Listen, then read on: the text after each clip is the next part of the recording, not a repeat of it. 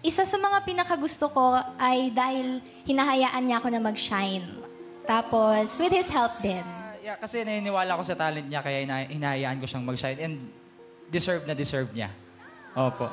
And, yeah, ayun. Ano nga yung question? Ano ang pinakagusto ko? So, to be honest, mabait din kasi si Maria, tsaka pareho kaming Bisaya. Kapag nagpa-practice kami, puro lang kami tawanan. Ayun, so sobrang na-enjoy ko palagi.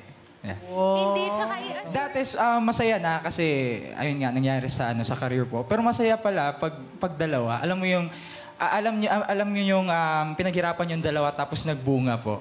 Yeah. Kaya ayun, maraming salamat. Sa ngayon po, ini-enjoy lang talaga namin yung company ng each other. Lalo na marami pong yung mga ginagawa po. Tapos magkasama din po kami sa... Parang bawal na kami lumabas na solo lang. Oo, so dapat kung asan siya, nandun din ako. Ganun. Ikaw din ba gano'n din, Cheyenne? Yes po. And masaya ako doon. Masaya si... Uy, masaya si...